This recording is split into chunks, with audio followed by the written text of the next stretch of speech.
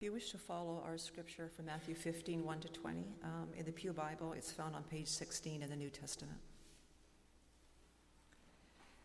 Then Pharisees and scribes came to Jesus from Jerusalem and said, "Why do your disciples break the tradition of the elders? For they do not wash their hands before they eat." He answered them, "And why do you break the commandment of God for the sake of your tradition? For God said, 'Honor your father and your mother,' and whoever speaks evil of father or mother must surely die. But if you say that whoever tells father or mother, 'Whatever support you might have had from me is given to God,' then that person need not honor the Father. So, for the sake of your tradition, you make void the word of God. You hypocrites, Isaiah prophesied rightly about you when he said, 'This people honors me with their lips, but their hearts are far from me. In vain do they worship me, teaching human precepts as doctrines.'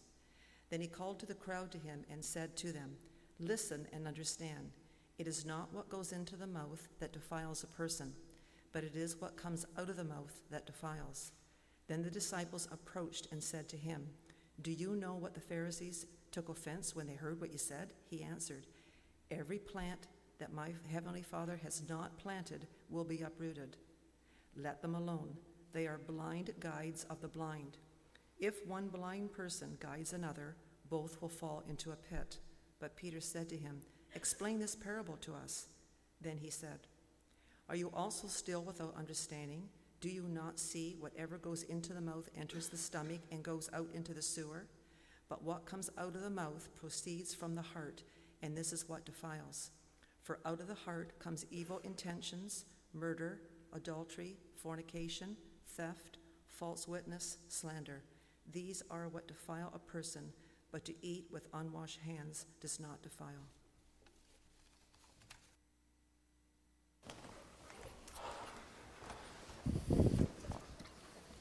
And so this morning we're continuing with our second week, a series entitled Heart Attack.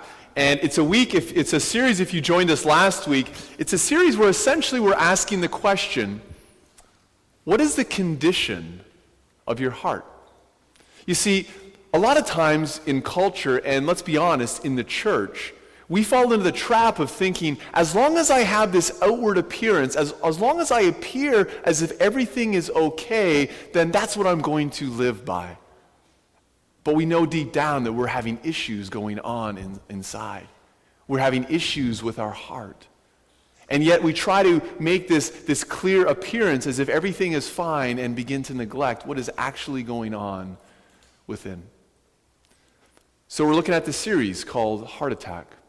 A series where we begin to look at some of the realities of what is going on inside. Because ultimately what happens inside, the condition of our heart, is going to determine the reality of how we live.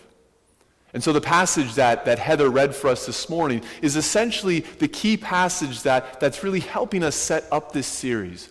Because as you see, a number of things were taking place. Jesus got into this discussion, likely a fairly heated discussion, with the Pharisees, the religious leaders of the day. And these were the guys who in Jesus' day, on the outward, appeared to have it all together. They said the right things, they wore the right clothes, they followed the right traditions, they made sure they gave a portion back to God so that everyone would appear, and they seemed to have it all together. And when you seem to have it all together, what you like to do is to point out other people who don't seem to have it all together. Doesn't that happen sometimes? And so what does Jesus do? Jesus engages them. And he has a conversation with them. Because these Pharisees, these religious folks, are really annoyed that Jesus' disciples, those closest to him, are failing to wash their hands and follow a tradition. And Jesus, as he so brilliantly does so often, takes it right there and begins a conversation that's saying, "Listen, you've got it all wrong." And he quotes Isaiah, who hundreds of years earlier had said these words, "These people, you honor me with your lips. You say all the right things, you sing all the right songs, but your hearts are far from me." And it's here that Jesus is identifying the challenge and the problem. That when we simply speak the right words, when we simply behave in a certain way, yet our hearts are far from God, that is the issue.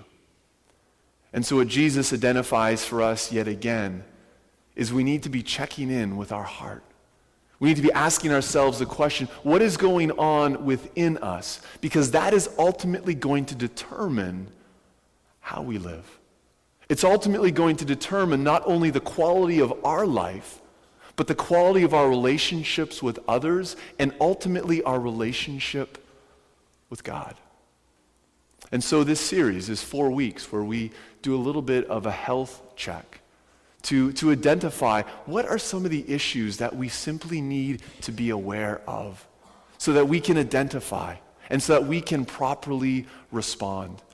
Last week we looked at the issue of jealousy, and if you couldn't be with us, you can simply go to our webpage and you can click on watch last week's message and you can kind of catch up with us. This morning we're going to look at the issue of anger. Next week we're going to look at the issue of guilt, and then we're going to conclude with the issue of greed. But this is a series where I'll simply say this. We will get as much into it as we are willing to take out of it. The temptation is to think, yeah, I know someone who struggles with this. You know, I have a colleague, I have a coworker, I have a neighbor who, man, they struggle with anger. Should have been here. I'll have to throw them the link this week, right? Because we like to give ourselves off the hook a little bit and say, no, Joel, come on. I might get frustrated, but anger, that doesn't lurk within me. All right. Let's at least consider it an option. Let's at least identify perhaps what are some of the symptoms that may be a warning sign that we need to actually take notice, because we know when it comes to our physical health, there are physical signs, physical symptoms that act as an alert, as an identifier that we need to get this in check or something more severe is going to happen. And so that's what we want this series to be. It's just an honest check, an honest look to say, do I have these symptoms? And then how do we respond? Because this is the brilliant thing about what God gives to us. He doesn't only identify the problem in the Bible, he gives us viable solutions. He gives us a next step as how we can respond so that anger and jealousy and greed and guilt don't only begin to destroy our life, but they don't begin to destroy the lives of others and ultimately our relationship with God. And so this morning, we're going to turn to another passage in the Bible. And so if you brought a Bible, or if you can pull it up on your phone or your iPad, we're going to turn to a passage in the book of Ephesians. If you don't have a Bible, we have these Bibles in the pew in front of you. Feel free to open them up. The passage we're going to turn to is found on page 194. If you don't have a Bible at home, consider the one you're holding our gift to you. Take it home, read it, mark it up, ask questions about it. But this is one of the ways that we begin to learn more and more about who God is. I would love to see this church just with no more Bibles left, because it means that it's in your hands, it's in your homes, and it's being read. We can buy more, we can replace them, so don't worry about us. If you need a Bible, if you feel a little uncomfortable taking a Bible from church, just stuff it under your coat and walk out quickly, right? It's okay. It's okay. We're going to turn to a passage in the book of Ephesians, because Ephesians is a letter that was written by a guy named Paul. And I thought, if we're going to look at an issue of anger, who better to look at than this guy named Paul? Because he actually had his name changed. He used to be a guy named Saul. And Saul/Paul had an anger issue, big-time anger issue. He displayed all the symptoms. Because before he met Jesus, his prime goal in life was stamping out Christianity, getting rid of any Jesus followers. And so he had such an anger issue that when one Christian was being stoned in the street, he watched with approval. He thought it was okay. There was other times that he had such an anger issue that he went from town to town to town with letters from the government giving him permission to find these Christians and to throw them in jail. I think he's got an anger issue.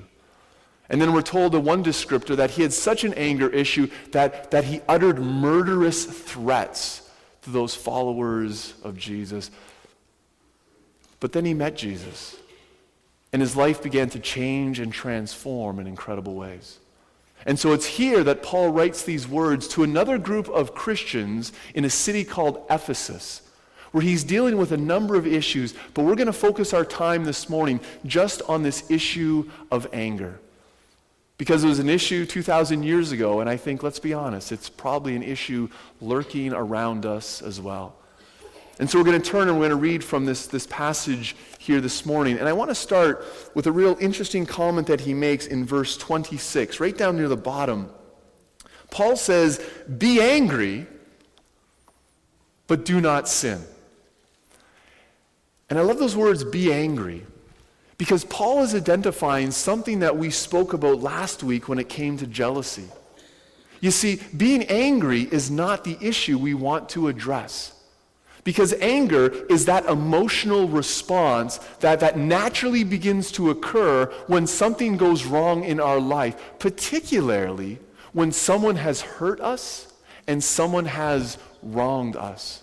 We become angry because someone has taken something from us.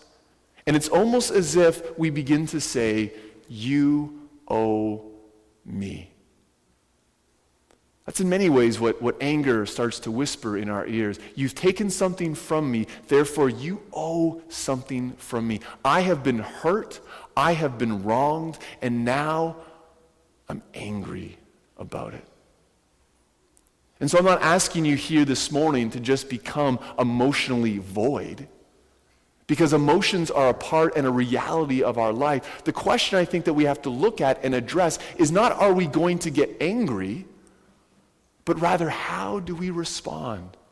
How do we respond in those moments of anger, those moments of rage? How do we respond in a way that our actions will not only begin to hurt us further, but others further, and ultimately begin to alienate us even more from God? Because we all respond to anger. The question is, what is the healthy way? What I believe is the proper way? You see, Paul goes on to address some of these issues. He continues to say, "Be angry, but do not sin. Do not let the sun go down in your anger, and do not make room for the devil." I think one of the unhealthy responses to anger is when we bury it. We just say, "You know what? I don't have an anger issue. Sure, you may have hurt me. May have done something with me. I'm just gonna forget about it. I don't have an anger problem." And we try to move on, and that may work for a moment in time, but eventually it begins to creep up within us. I think that's why Paul says, do not let the sun go down. I don't think it's literally do not let your head hit the pillow without dealing with it. It's don't let it build up. Don't bury it in your life, because it causes problems. Some of the symptoms I think that begin to happen when you begin to bury your anger is you start to have overreactions to other circumstances. I don't know about you, but have you ever had that circumstance where you give like a level 10 response to a level 2 incident? It happens in my life at times where something may have happened earlier in the day, or there's just something going on, and I know I got a little bit of anger inside of me, but I'm just trying to bury it. It's not an issue. I'm not going to address it. I'm not going to talk about it. But then I open the front door and I trip over like my kid's bag or a shoe, or I step on a Lego piece, which is just awful. And what do? I lose it. You give a level 10 response to a level 2 incident. When I start doing that, I realize this is a symptom lurking. There's something going on inside me that needs to be dealt with. Another symptom of when we bury anger, I think, is when we start to have imaginary conversations with the person who has hurt us. You know what I'm talking about? Those conversations in your mind where the person who has hurt you is right in front of you, and you're not really having a conversation, you are lighting them up. Everything you say is just brilliant and execute, and it gets even better because then a crowd is beginning to form around you and being like, yeah, I can't believe that person did that, and you can almost feel it, and you deal with it that way, but that just means we've been burying it a little bit too much.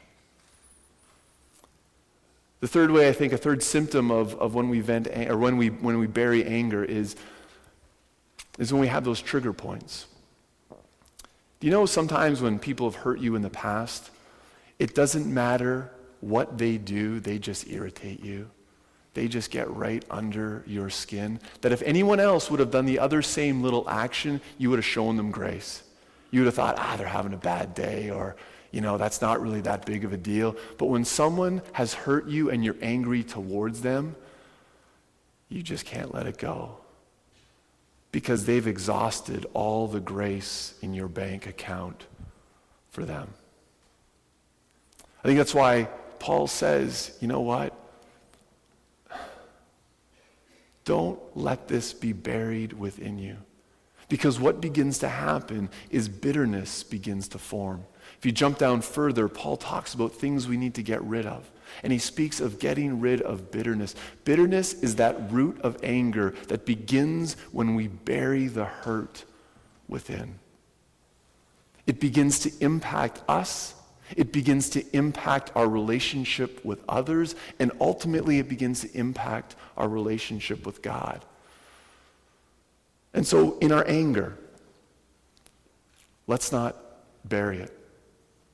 But if that's one side of the spectrum, I think the other side of the spectrum is when we get angry, we don't bury it, we do the exact opposite. We vent it, we vomit our anger on people, right? We just go at them as hard, and Paul gives a whole list of the things that we can do when we do that. He says, get rid of bitterness, which is when we bury it, but he continues on and says, get rid of wrath, get rid of anger, get rid of wrangling, get rid of slander, together with all malice.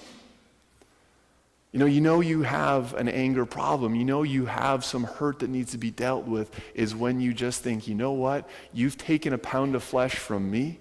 You have hurt me. You have damaged my reputation. Guess what? I'm going after yours. It's like trying to pour gasoline on a fire thinking that's going to put it out. What happens? Just more people get burned. And likely you are going to get burned even more because you're the closest one to the fire. Venting our anger, it doesn't take away the hurt. It actually causes probably even greater hurt and puts up even more barriers. Now maybe you're sitting there this morning and thinking, yeah, you know what, I don't vent my anger like that. I'm not an angry person. But there's a second way we sometimes vent our anger, in a more passive-aggressive way. That's why Paul talks about malice. Where you just continually bring up the past, especially to the person. Maybe they don't hear you. Well, maybe they do hear you. You're not speaking directly to them, but you say it in a way that they're going to get your vibes. Or you just vibe them out completely. Right? That's a way in which we tend to vent our anger. And Paul is saying, listen, that's not helpful. That's why we need to check in with our heart. We need to see what is going on within. Because there's a third response, which in many ways is incredibly simple, yet often incredibly challenging as well. And that's how Paul concludes it. He speaks about the importance of forgiveness. I believe the appropriate, helpful, healthy response to anger is when we forgive. Forgiveness is not forgetting. It's not saying, I don't remember what has happened. Forgiveness is not saying, it doesn't matter what you did to me. Forgiveness is not diminishing any of that. Forgiveness is saying, you have hurt me, and I am giving up my right to hurt you back. There is a debt that is owed to me, and I am canceling that debt. Forgiveness is a gift that we give, but it comes with an incredible cost. And we're the ones who bear the cost. We're the ones who pay the price for the actions of another, where we are choosing to forgive. We are choosing to give up our right to get back, to hold a grudge, to get even.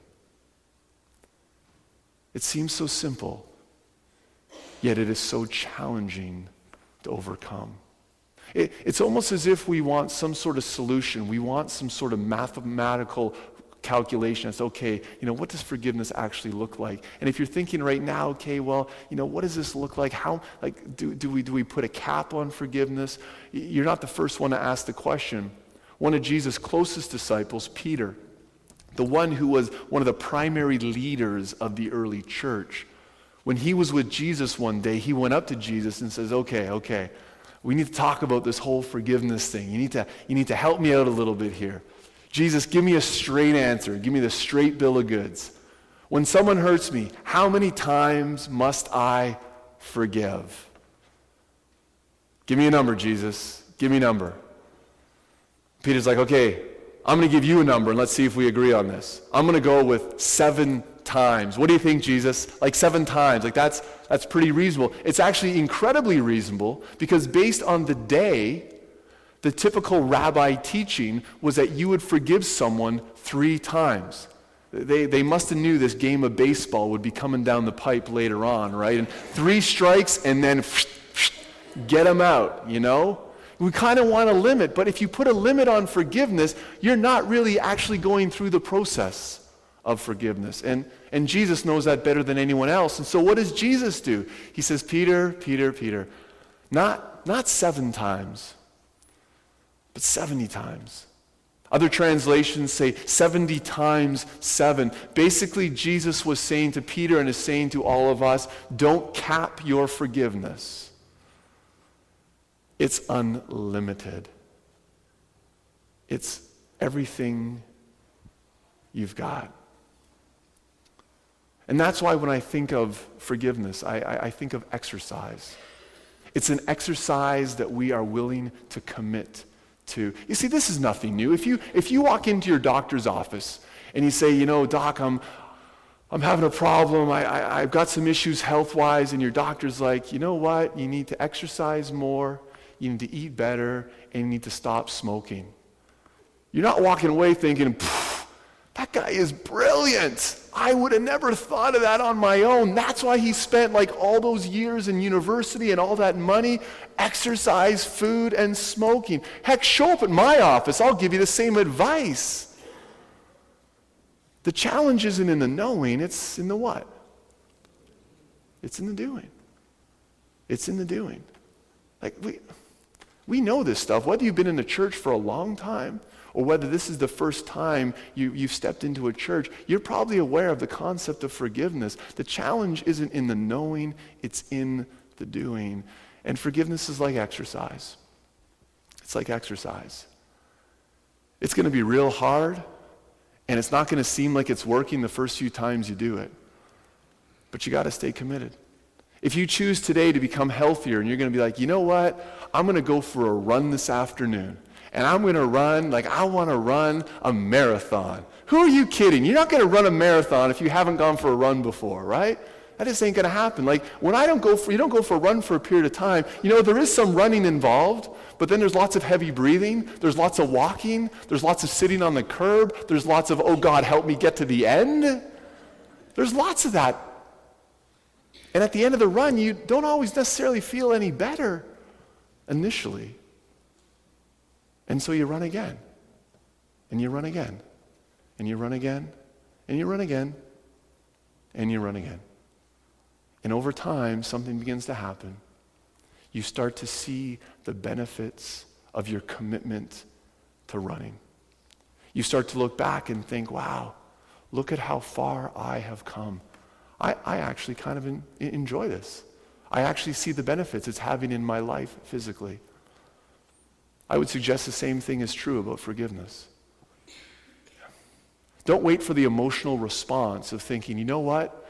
The day I feel like forgiving, then I'm going to forgive. God, just change my heart. Help me forgive. I love the words of Carey Nieuwhof. He says, let your emotions catch up to your behavior. Think about that. Let your emotions catch up to your behavior. Commit to what you're going to do, and then over time, you're going to begin to see the impact. Because the way that forgiveness is taking root in your life? It's not if you can no longer remember the incident. That may happen. I believe forgiveness is taking root in your life when you can look back to the offense or to the offender, and there's not the same level of hurt as when it first happened. Don't believe the lie where it's just, well, time heals all wounds. No, it doesn't. It just buries it deeper. Forgiving over time heals wounds. We can't miss the element of forgiveness. Because when we fail to forgive, it's going to impact our life. It's going to have an impact upon the lives of others, and then ultimately it's going to have an impact upon our relationship with God.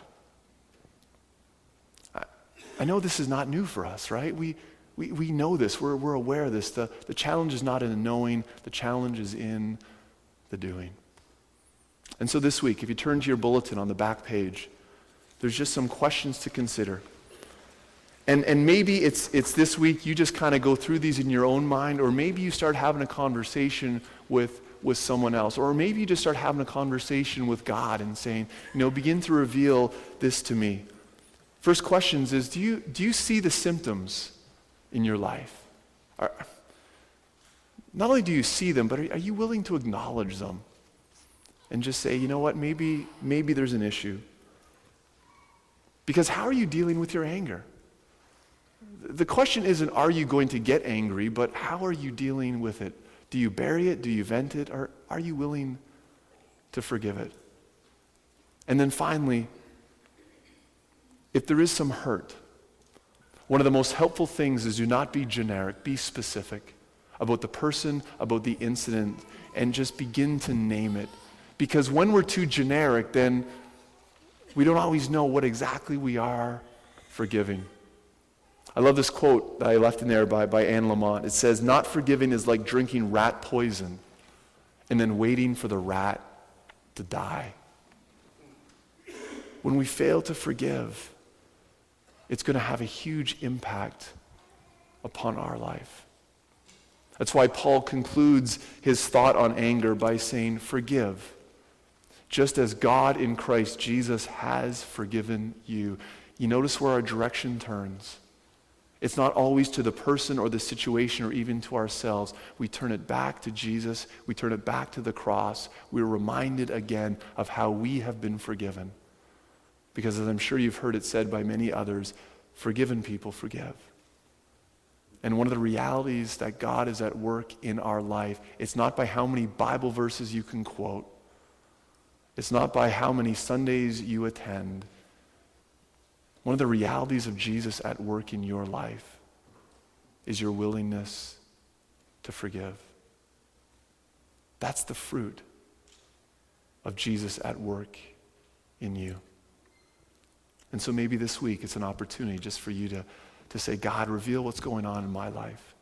Maybe you're someone here this morning who has wondered about Jesus and is not really sure what this begins to look like. Perhaps this is that first step of saying, "Jesus, I need you at work in my life." If you'd like people to talk to or to pray with you following the service, there's people in the prayer room, which is that back room there. I would love to talk with you, love to pray for you, love to pray with you. But this week, are you willing to forgive? Knowing that this is not a go-it-alone sort of deal, but that God is going to be at work in your life as well. In a moment, we're going to sing a song, and let's invite the praise team to come up and join us. The song is called "Healing is in Your Hands," and I personally requested this song from Chuck because this was a song that was sung about 8 years ago in my life when I was having a bit of an anger issue, where someone had hurt me in a way, and I was having those imaginary conversations. I was being rubbed the wrong way, and I remember hearing this song when I was down in a place in Ohio.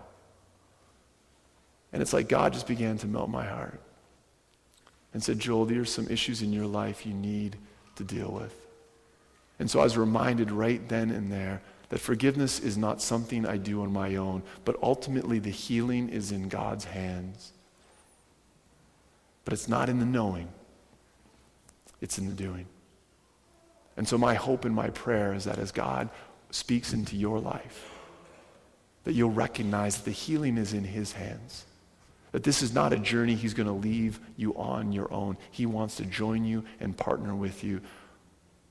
But it's not in the knowing. It's in the doing. Please stand with me as we sing together.